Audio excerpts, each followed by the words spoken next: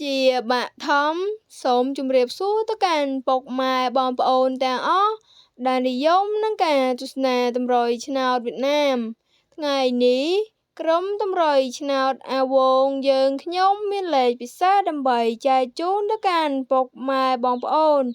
ប៉ុន្តែមុននឹងចូលដល់វីដេអូបើពុកម៉ែបងប្អូនមិនទាន់ជួយចុច like ក៏ដូចជាជួយ subscribe ទេសូមពុកម៉ែបងប្អូនកុំភ្លេចជួយចុច like ក៏ដូចជា subscribe ដាក់សញ្ញារូបកណ្ដឹងដើម្បីទទួលបានវីដេអូថ្មីអាវ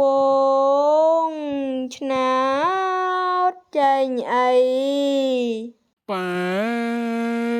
6អាវងឆ្នោតចេញអី16អាវ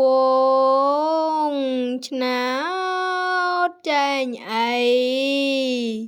5/9អាវងឆ្នោតចេញអី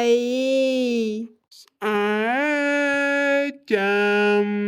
សួរទេ